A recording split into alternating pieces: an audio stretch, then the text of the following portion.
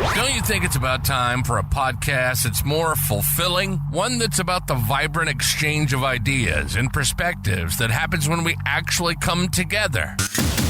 We got you covered. Welcome to the Deep Blue Project, where the depths of conversation meet the waves of personal experience.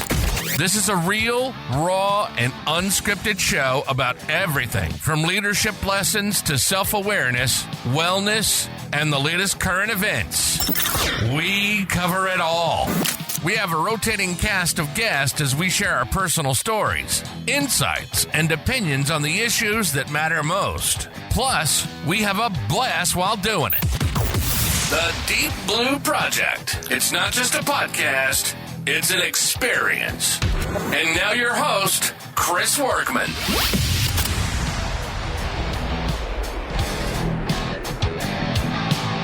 All right, everybody. Woo! It's been a little bit of a while. We had all the holidays. We took a little bit of a break. Everybody was going to their conferences, but welcome back to the Deep Blue Project. I am so excited today. Police Lieutenant from the city of Paynesville, Mike Slocum, with me. And I'm talking to Mike because Mike's got some interesting things going on. He is actually the project manager for an adventure stress reliever, I'm going to call it, but I'm going to let you call it what you want, Mike, called Frontline Freedom. So, Mike, welcome. Welcome to Deep Blue Project, brother. Chris, thanks for having me. I appreciate the opportunity to get the word out about what we're doing and how it's positively impacting the first responder community. So, what we'd like to talk about here is we do a lot of things of trying to help our brothers and sisters in law enforcement. We go through so much in our lives and things that we deal with. So I'm going to let Mike kind of give you a little overview of himself and how he got into Frontline Freedom and what that's all about. Chris, just for the overview, just to kind of qualify myself here, I just hit 23 years with the Paynesville, Ohio Police Department. Started November 11th, 2001 as a community service officer. So that was a great experience for me, a good starting foundation and platform to grow from. I got on the patrol in 2004, did a lot of the usual stuff that most of us do. I was a field training officer. I did the honor guard team, did a warrant entry team, those kind of assignments. Got in also to training and mostly defensive tactics, less than lethal type stuff. I got promoted to sergeant in 2012, lieutenant in 2014, and that's kind of where I'm at now. We're a small department, Chris. 40 full-time sworn. So yeah, just kind of the same kind of career path that everybody else has. Nothing special there. Did 14 years on the Lake County Regional SWAT team. Finished that experience as the LTL team leader. My current responsibilities, I oversee day shift patrol. So that's SROs, court security, city hall security, all those hats you got to wear at a small department. And I oversee our training, both our in-service and our school budget. So I'm pretty busy at work and pretty well familiar with being overtasked and understaffed. And that's my law enforcement background. My father is in law enforcement also, so I came from a law enforcement family. He retired from the road, like his generation, in 2011 as a sergeant and stayed on, and he's still going at it. He's a Wow. School resource officer. Yeah, he doesn't know when to quit. So he's 69 now, actually. So I think this is going to be his last year. Yeah, that generation's a rare breed for sure. God bless them. Yeah, they're totally different. When he talked about career for them, I'm sure, like for us, I think we see that change. Career for them was, that's their lifestyle, man. That's what they did. Yeah, it's crazy to fathom that, and I think we still have some of that mentality, maybe where you and I are at, but it's definitely far less than his generation. Yeah, I think we find a lot of that as we move along. Unfortunately, that generation has changed. But I've had that conversation with a lot of people. Like they look at me and go, "Well, we're the ones that raised that generation, so we can't complain too much." Fair enough, right? But yeah, that is fabulous, and God bless him, man. God bless him for that, because that's just to have that to look back on. my family, like my dad was never, I mean, my dad was a welder, a ship welder and did that. My grandfather did the same thing. So I was the first one to ever get in law enforcement when I started. So I kind of didn't have anybody to look back on like that because nobody in my family did it. But it was something that I got into. I obviously made a career of it. Here I'm in probably just about as long as you have been. I'm a little bit over 23 years and moving along and just trying to make it better for everybody else, just like you're doing. And you sent me a video. So for everybody listening, Mike's into something that I have never heard of. I thought it was pretty cool. And it's called Frontline Freedom. And what it is pretty much is, they're outdoorsy people. Like they go and they do things outside. So I'm going to let him kind of explain what Frontline Freedom is and some of the things that they're doing and some of the places they've been. Because watching this video, man, it was beautiful. Some of that landscaping was awesome. Yeah, Chris, Frontline Freedom's a little unorthodox. So it's a adventure therapy, or as our CEO Dave Brown says, it's probably more ecotherapy, even though we call it adventure therapy. And basically, what we do is we offer expense-free backpacking trips to first responders, typically 2 nights, 3 days. So what's that look like? We get together on Friday. We go to someplace cool. We provide you with a backpack, sleeping bag, all your essentials except for food and clothing. That's on you. We will help you what kind of food to pack or bring and, what kind of clothes. Stuff like that. And we'll help you with transportation. But the guides are 100% volunteer first responders. And so we'll have an itinerary. Usually the first day we try and take it somewhat easy. We'll we'll work you maybe 2 to 10 miles. 2 to 10. Yeah, it depends on what trip you get. And Saturday, kind of the same thing, although we're probably going to put a few more miles on you, maybe somewhere between, 5 and 10 there. And then on the way out on Sunday, again, depending on where you're at, maybe a couple of miles we really try to keep that one down, maybe 7 at the most, I think we've done. But everything's cost free and our guides are you. We're uniquely positioned in that way as we're all first responders. So it's, if you sign up for an REI backpacking trip or National Outdoor Leadership trip or something like that, the guide that you got may not come from a first responder background. And our guides are all first responders. So yeah, it's a great program. People say, what happens out there? Do you guys, you start the campfire and you sit around and hold hands and talk about your traumas? And that's not what happens. I tell this like I see it. We get to the parking lot of the wherever it is that we're going to start hiking. And you can see a little bit of anxiety on people's faces. They're not sure what to expect, but they got 5,000 different things going on. And our job's to kind of shut down all those things that are going on in their mind. I liken it to an internet web browser and, one tab might be work, right? But there's a bunch of tabs open under that tab and one tab's home, your spouse, your kids, your animals, the neighbors, what stuff needs done around the house, the bills, all this stuff that's going on in our minds constantly. And so it's a real pleasure for me to watch this transformation, Chris.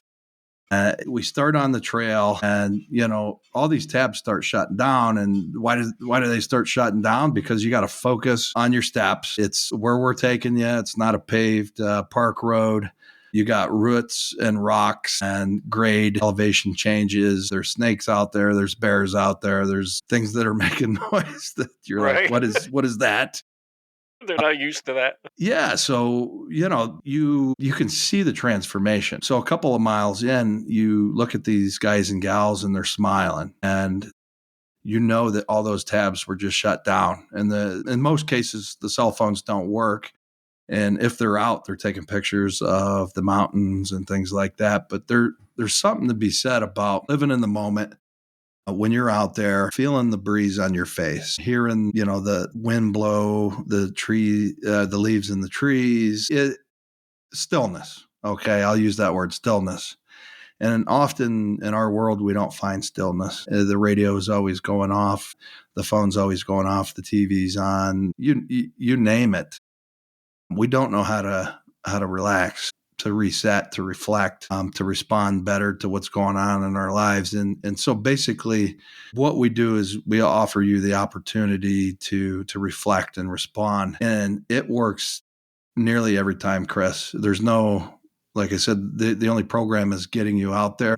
I always like to tell a story about my buddy Mike. He's been working with me. He's been at the department, I want to say 24 years. So he was there before I got there. And about 3 years ago, I took him out to Grayson Highlands State Park. And so it's just him and I. And yeah, there's a special bond when you've been on the kind of calls that we've been on and through the years and things like that. So, I think we go 3 or 4 miles in that night, and we're by the Thomas Knob shelter, right on the Appalachian Trail. And that's where we do a lot of our hiking. And, we get to camp, and it's his first time. So I set my bag down. I'm like, I'm going to set my tent up here. And he goes, all right, I'm going to set my tent up right here. And, it's right next to mine. And I'm thinking, well, it's his first time. He might be scared. So. Right. So I get my tent set up. I help him get his tent set up, and it's like 2 inches from mine, Chris. And so we get our campfire going, and we work through our meals, and nighttime comes, and I'm sitting there and I'm looking at this guy, and he's looking up at the sky, and we got a clear sky. There's no light pollution out there. And we have the Milky Way. And in Northeast Ohio, we just got too much light pollution to kind of pick up on that whole picture. So here we are in Virginia, and the smile on this guy's face, Chris, I'll never forget it. I always tell this story. He goes, man, I haven't seen the Milky Way in like forever. And this guy's married, and he's got 2 twin daughters, and he's probably stressed out. And Right, a little bit. yes. And he's looking up there and just smiling, and he hadn't seen it in years. And I provided him that opportunity just by getting him out on the trail there. And I felt so good about that. And I think that it's these small, special moments when we're out there that really help guys to kind of heal a little bit from whatever's going on, whatever's stressing them out. When you do shut down all those tabs in your mind, it gives you the opportunity to think about what's really important in life, what matters to you the most, and kind of how silly it is, all this stuff that we get worked up over, things that are oftentimes out of our control. So it helps you kind of recenter, and it's those small moments, I think, that really do help, Chris. Yeah, I think you're right. I think what we tried, a lot of things we talk about, and what we've been trying to do with a lot of us now, and the people that we've had on this podcast, and now yourself, is, I think, as the shame about it is we get older in this job. And I think one of my biggest things that I look back on now that I use this is kind of like my therapy point, my point where I can shut things off, and I just have conversations with people like yourself, Mike, and others. And we look at these things and go, wow, I wish someone would have kind of just pushed me in that direction 15 years ago. Like, how much different would everything have been if I had just found that way to find that peace, whether it's through the things you're doing, get myself all jumbled up here. um, but when people ask me certain things, I go, you have to find what works for you. Like, for some people, yoga works for them. For some people, this adventure therapy would work for them. For some people, having a psychologist works for them. For me, it's this podcast. This is what does it for me, and having myself to be able to open up and hear stories from yourself and other people. I'm like, wow, I should try that, because that might be interesting and that might help. And I look at these things and go, that's why you are doing what you're doing. That's why I'm doing what I'm doing. Like, we're hoping to reach these people before they get to the point where we did, before they're having all that stuff just mount up in their brain, and it's causing them problems in their personal life and their professional life. So I want to touch back on something. You had sent me a video, which was pretty cool. Mm-hmm. And if you don't mind, I'm going to share kind of. I'd like you to talk more about that, because you said that, this was a part where you were out there, and it was like your kind of moment for you, Sure. Yeah. Go ahead. and you were dealing with some things, and like that was your a day where you kind of just, I want to say, kind of unlifted that burden a little bit, and I think that's important to show why you do what you do kind of works for you also. Absolutely. Yeah. So the John Muir Trail is in the Sierra Nevada mountains out in California. It is probably one of the most beautiful areas of this country. It's an iconic trail out there. So yeah, I'll just kind of go into the story if you want Yeah, there. that's fine. You go right ahead. I'm just going to kind of preface the story with this. I gave my life to the Painesville Police Department from the day I walked in the door. And I still do, but it hit me in 2019 that I was giving every aspect of my life to the department, all my energy and effort, and there was a lot of I would say neglect for Mike Slocum. And I don't think that hits us till later in our careers, where you're like, wait a minute, where'd all the years go? And Dr. Kevin Gilmartin's book talks about this emotional survival for law enforcement, the I used to syndrome, right? I used to do this, I used to do that. For me, that's, I used to go backpacking, I used to go hiking, I used to go fishing and bowling and, all this stuff. And I don't do it anymore. So I hit a series of personal and professional incidents, I guess, or obstacles, whatever you want to call them, and in a very short period of time. And it kind of overloaded my glass, and I didn't quite know how to handle it. And so I'll just kind of hit you real quick on this. On April 1st, 2019, my wife comes to me and says, "Hey, we're pregnant." We'd been married for 4 years at that time, no children. And so very excited about that. 3 days later, April 4th, I get a call at work that I need to come home and put the dog down because he had a major seizure, was still having it. We'd been having some medical problems with him for 6 months. So I go home and I do that. On April 26th, I come into work. I find out that 54-year-old John Tycote, one of our guys, had been taken to the hospital for an apparent heart attack. We find out pretty quickly, maybe 10 minutes or less, that he didn't make it. So we bury John. May 5th, this is all in the same time frame here. I get a call at 9:30 at night from one of the sergeants at the department that 38-year-old Lieutenant Mark Wagner had taken his life. And so again, we're a 40-man department. We're pretty small. So this hits us pretty hard departmentally. This is something we really hadn't dealt with, at least in my time there, anybody who had been there. So that was a lot to take in, but it wasn't over for me. On May 7th, 2 days later, my wife called me at work and said, "Hey, I need you to come home." And naturally, I asked why. And so she had her appointment for the pregnancy, and we found out that she had a miscarriage. So that was kind of the tipping point for me. And that didn't have anything to do with it. Everything that I'd seen and done at work and how that stress stacks up on you. This was just all like stuff out of left field, that has the ability to overflow that glass. And, there's no manual or script that I'm aware of in particular. How do you deal with these things on a personal level, on a professional level, as a leader, as a husband? So these are things that I needed to figure out. Kind of luckily for us, May 12th, we were going on an Alaskan cruise, and I'm in Skagway, Alaska, after we come into port there, and I'm on this train ride, and I'm trying to figure all this out, Chris. And it comes to me, I'm looking at this beautiful landscape outside the window that I just had this feeling of peace, serenity, stillness. And it was almost like God grabbed my hand and said, "You need to come back here. You need to go backpacking again. You need to knock this." I don't know if we can swear on here, but I'll say it. No, Shit you off. can. Say what you like. You're awesome, man. That's Yeah. awesome. Yeah. That is awesome.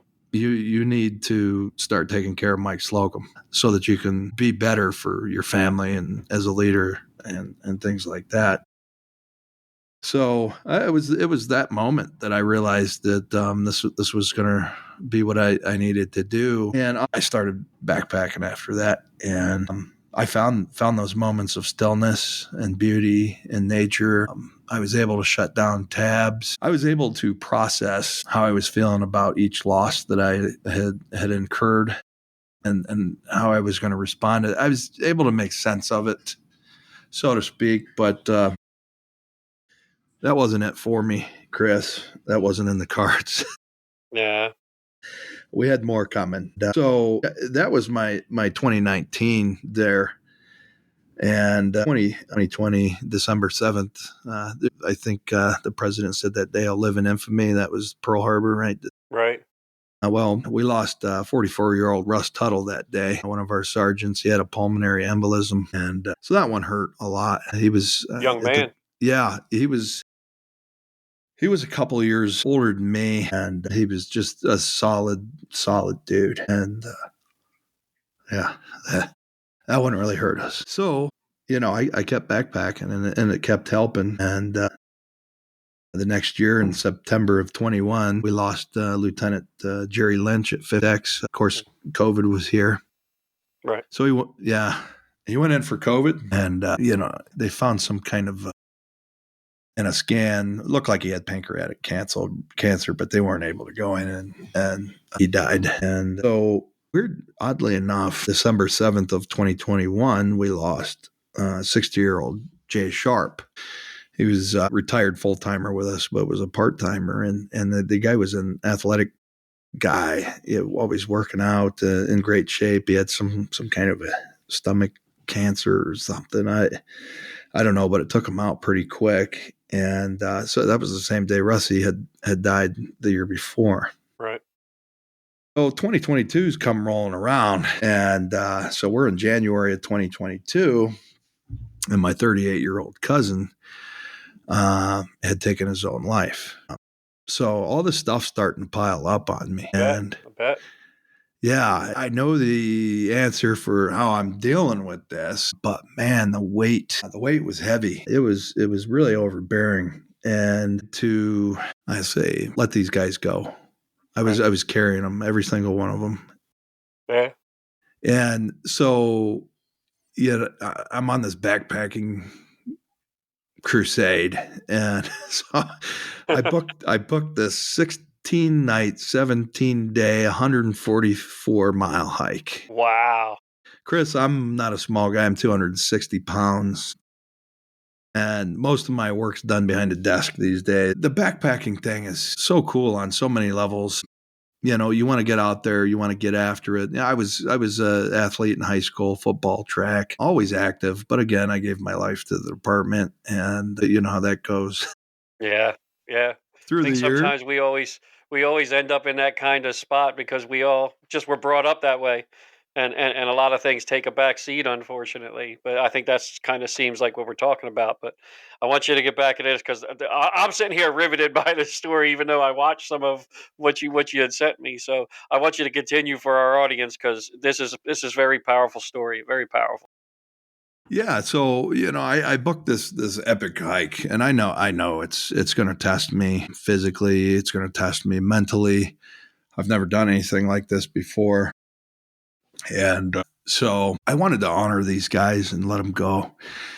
And I wasn't really 100% satisfied with what the department was doing I don't know, it's hard to put into words. I mean, they hit the check boxes, right? But, real true wellness. And so for me, I had a lot of missions on this one. And so I bought this headband. And for your listeners, it's kind of like a junk brand headband. It's black. It's got the thin blue line flag on the front. And so what I did was I took a silver Sharpie marker, and I put these guys' initials on the headband, one for John Tykody, one for Mark Wagner, one for Russ Tuttle, Jerry Lynch, Jerry Sharp, and my cousin Kevin Slocum. And so I was going to wear this headband throughout the course of the trip because I was carrying these guys with me. I was honoring these guys. So I did a YouTube video. If you guys are interested in it, you can find it on Foxtrot Adventures. That's my YouTube channel. and it's called Resilient, my journey on Mirror Trail. And so through episodes 1 and 3, we're doing some pretty cool hiking, beautiful views. And I can't remember what day it was that I let them go, but it was towards the end of the trip. And on the John Muir Trail, there's a lot of passes. And the most, I guess, iconic pass is Muir Pass because it's named after John Muir. And there's a really cool stone hut up there.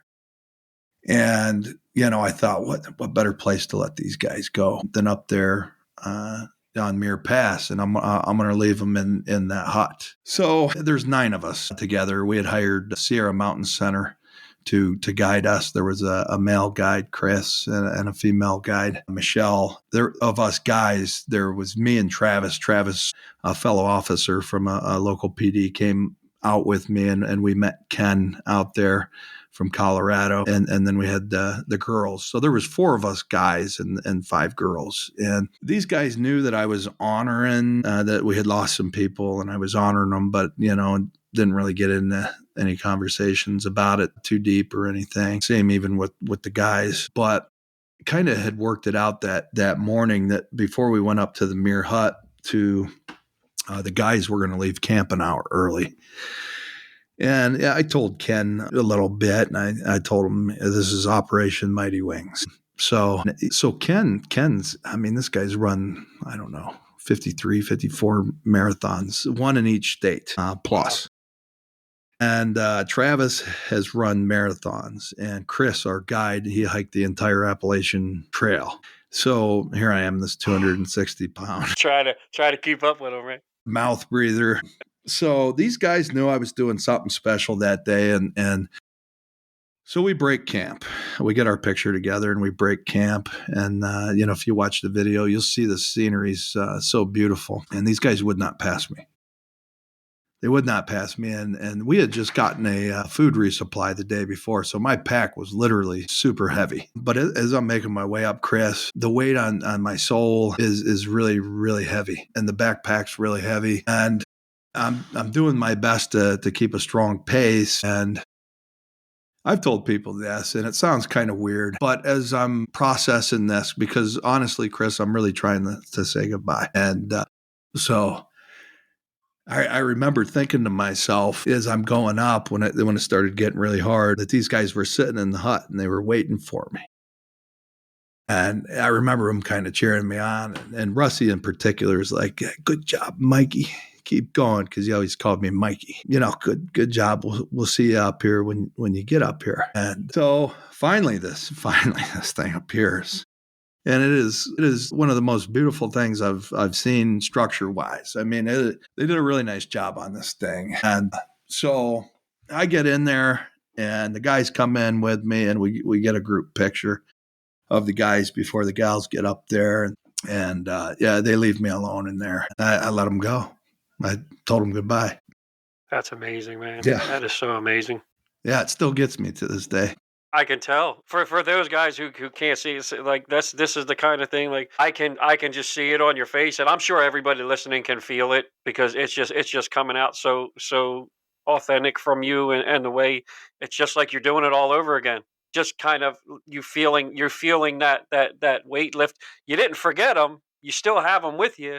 But that pain and that constant thought of having that behind you and finding that way to let it go, you'll always have that. That'll never go anywhere. That is so amazing. Yeah, so I took the headband off, and they had like this rack there, and so I took the headband and I put it on the rack or at the fireplace altar there, just to a really cool spot, right? And that's so cool. I took some pictures for the video.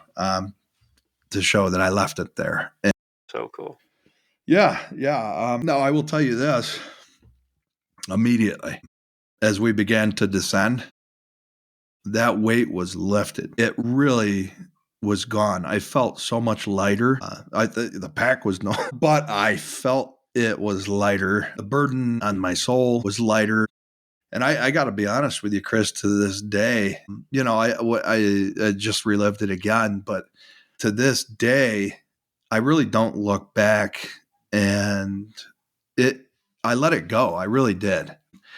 I think there's a shaman thing out there, some kind of a ritual. You might be familiar with it, kind of where you grab a piece of firewood and you say, Right. hey, this symbolizes what's weighing on my mind, and I'm going to put it in the fire, and speak it, and then it burns up and it's supposed to go away. I can see some value in that. This is the same kind of thing, only, it's like Lord of the Rings. I had to climb up to the top of Mordor I physically had to carry these guys with me the entire trip and bring them to that point. And, for me, it was more than just putting a stick on a fire.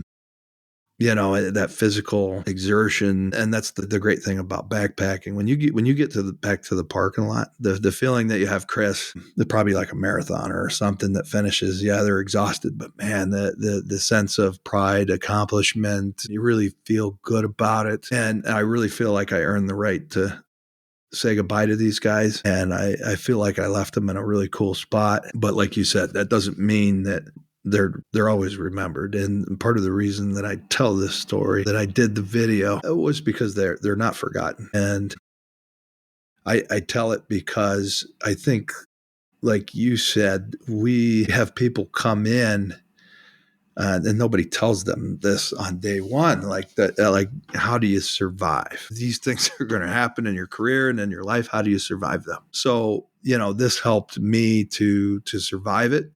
Nobody comes up and tells you, what you need to do. You just kind of got to figure it out. And, I appreciate you offering this platform for all of us. You're doing your part to put that manual or script out there. And like you said, this might not work for everybody. It might be the yoga, it might be something different, but find your stillness, whatever brings you stillness or peace, whatever helps you process things. But that's kind of the story about how I let those guys go and how it helped me, and why I do Frontline Freedom, why I take first responders backpacking. And just going back to my buddy Mike, who saw the Milky Way. That guy, love him to death, man. I can't get rid of him. Hey, when's the next trip, man? When's the next trip? And actually, this year we did the 100-mile wilderness together, which is the northern terminus of the Appalachian Trail in Maine. It's literally the most remote section of the Appalachian Trail, and we summited Mount Katahdin at the end of that. And to experience that with him and to see how far he's come since that first backpack. It's the Milky Way day. Yeah. By the way, he doesn't set his tent up 2 inches from mine anymore.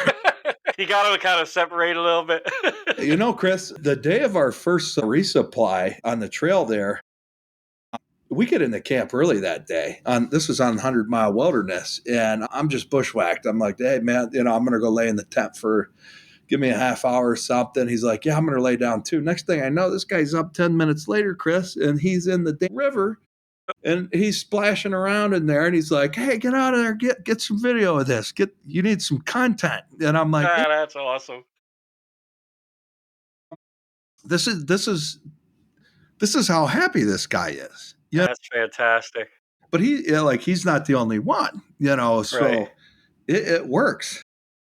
I'll tell you what, that's a fantastic story and a fantastic segue into what you do, my friend. I mean, to not only to take what you felt and what worked for you and to just move it into making it something that you can bring people out there and give the story of your friend Mike, who's just like, now look where he is after the first day. I mean, now he loves going, and he found something for him. And I think that's all we're just trying to do, is try to help each other find what works for them. Yeah, so I went to the FBI National Academy in January. And so one of the things I wanted to do there was I wanted to bring something of value to the class. And I had hiked the Virginia Triple Crown previously before my session. And the Virginia Triple Crown is on the Appalachian Trail, and it's 3 iconic landmarks. It's Dragon's Tooth, McAfee Knob, and Tinker Clef. And so I offered to take the class hiking one weekend. And we had 41 of us from 289. Wow. And then our wave from Frontline Freedom, I think there was 42 of us.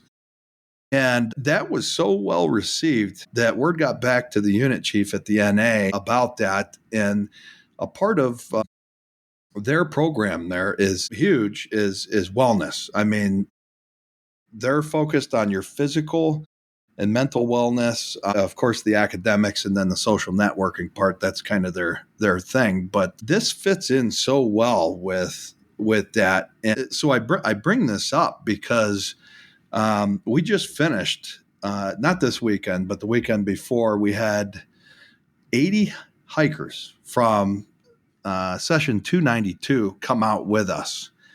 And it's grown from, just our 41 from my class. We're up to 80 hikers. So our staffing has grown too, but this is a new tradition at the FBI National Academy. And it makes me feel real good, Chris, when we get feedback that it is one of the most impactful experiences that these folks have had at the FBI National Academy. And we see it, when they get back to their phones, guess what their Instagram is, or their Facebook profile pics, right? It's them standing on top of McAfee Knob. Wow. And we know we're making a difference, not only just from the feedback, but the smiles and people asking us to come to their area and facilitate, some kind of a hike or an experience for their people, wherever they may be from, which is all over the U.S. Right now, we're not in a position to meet every need, but that's why I'm here today, Chris, and I'll continue to kind of beat that drum. And we got to get that fundraising rolling and things like that, so that we can provide these experiences and opportunities for first responders across the entire U.S. to have this opportunity to find stillness and reflection. I did see that on your site, and saw the way that the classes have been going there. That is so cool, and it's nice to see how people kind of build that up. We never know what we're missing until we do it, right? I mean, like, we look at things and go, "Yeah, I don't think I like," and then you go do it, and you're like, "Wow, I can't wait to do that again." And it's fantastic, because I think that you hit the nail on the head. I mean, right now we're just such in a lucky spot, and I call it, I guess, a lucky spot, because people are now finally, and we're all benefits of that, starting to focus on. We're focusing on Mike. I never focused on Chris. It was about, when the phone rang, I was going where I needed to go. It didn't matter what else was going on. I'd drop everything and go for the job. And your health deteriorates, your other things deteriorate, until your body just tells you got to stop. So I think giving us all these options now, and having people like yourself who are coming up with these new ways and making them available is just awesome for everybody, because I don't think we ever really know where we're going to go with what we do. I didn't expect to do what I'm doing right. I just kind of led that way. I didn't expect to write a book. I didn't expect to even start going and having the option to speak with people. Like, I never planned that. It just kind of has gone that way. Like, I'm sure for you, when it began, it's like you just wanted to get back to being Mike and going backpacking. But look where it's gone. Look what you've matriculated into. You're helping so many people. Yeah, it's funny that you say that, Chris, because I've had those thoughts, and when I said God grabbed my wrist and pulled me, I truly mean that. Yeah, I always wanted to be like the sheriff or the police chief, and I find more value in doing what I'm doing, to be honest with you. I could be the chief of a 40-man department and touch 40 lives, or I can do what I'm doing now and be a multiplier and, hit the chord with the right people who make a difference. And I want that ripple effect. But What I you're never. doing is fantastic, my friend. It's Yeah. fantastic. So why don't you tell everybody, okay, how they get involved with Frontline Freedom? How do they kind of, if they want to get into this and they want to try this, how do they do it? So if you go to our webpage, frontlinefreedom.org, you'll see what trips that we have available. If one interests you on a date and a location, just go ahead and click the register button. It's pretty easy to fill out. Send it in. We'll get you approved, and whoever the guide is for that trip will reach out to you. Right now, we are done with trips for this year. We don't have any 2025 trips posted yet. We're doing our scheduling right now. I anticipate that here in the next 4 to 8 weeks, most of our schedule will be out. Again, we run on volunteers guides. So most of our trips are based right now in the Allegheny National Forest in Pennsylvania, along the Appalachian Trail from Maryland down to almost the Smokies, and also some areas here in the state of Ohio. But like I said, Chris, if guys want to help out, you want your FOP or your firefighter or nurses or whatever. If you have an interest and being a guide, please reach out to us through our website. If you guys want to make a donation to help out, we'd really like to take this, Chris, as far as we can. I mean, it'd be nice if we could offer services in every state, and we do have some folks through the FBI National Academy that have expressed interest in bringing this back to like Missouri and California and things like that. So right now, moving forward, our focus is really going to be on fundraising. And I'm aware that there's some grants out there, and we're looking into those right now. But again, we work full time. Gotcha. Yeah. So, please reach out to us if you're interested in a trip through our website. You guys can find us on Facebook and Instagram as well if you want to follow and support us. That way, we'd appreciate it. Spread the word. But yeah, we'll be getting those trips up pretty soon for 2025. Awesome. Yeah. So please check out frontlinefreedom.org. If you go all the way down on the first page, make a donation, help these guys out. I mean, we as police officers, law enforcement, as first responders, we donate to a lot of stuff. Donate to this cause, man, because if it's really helping people, and you just heard the stories today. I mean, not only Mike himself, but the people that he's brought out there and what it does for them. Mike, I thank you much for what you're doing, man. I'm so glad that we got able to link up, and I'm going to tell you now, I'm going to find one. Even if it's only a 3-day thing, I'm going to find one, and I'm going to do it because you just made it sound awesome. And I think I would enjoy that greatly. So I will definitely keep an eye out for it. And I thank you, my brother, for coming on. I really do. I thank you for telling your story. I think that's going to resonate with a lot of people. Yeah, I appreciate it, Chris. I'm going to add one thing there because if backpacking or slack packing is not your thing, one of the things that hopefully we can do is maybe some whitewater rafting, maybe some rock climbing, kayak, and all outdoor adventure therapy type things. And some static. We do some static camping. So if you got like a knee injury or something, but you just want to get out there and sit along the river and do some fishing or something or some light walks. We do offer those trips as well. So there's a whole gamut of stuff that we can get to as far as adventure therapy goes. And I really appreciate what it is that you do and having folks like myself on here. I think it's extremely important that we get the word out to our people. I'm thankful for these podcasts, and this generation loves podcasts. So. Yeah, hey, at least they're listening, and we're like I said, I say this at the end of every one. I know you guys might get sick of it, but I'm going to continue to say it. If it helps one person, if it changes one life, then you know what? We did our job. If it makes somebody listen and they can hear it young enough in their career to know, take care of yourself, take care of your family, and everything else will work itself out.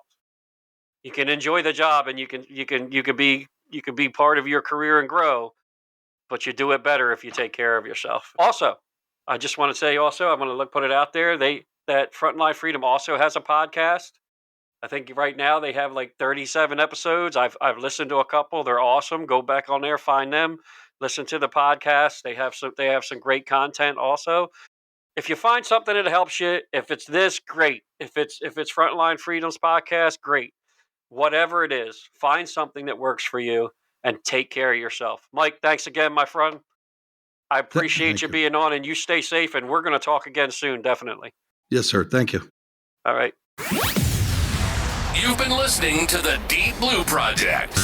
As a father, husband, friend, and someone who loves to chat about anything and everything, Chris brings over 3 decades of public service experience to the table. With a background in firefighting and law enforcement, along with degrees in criminal justice and behavioral science, he's seen it all, and he's learned a thing or two along the way. We hope you enjoyed the show. If you did, make sure to like, rate, and review. We'll be back soon. But in the meantime, find us on LinkedIn and X at Deep Blue Project. Find our website at deepblueproject.com. And to reach out, send an email to deepblueproject@outlook.com. Keep keeping it real, and we'll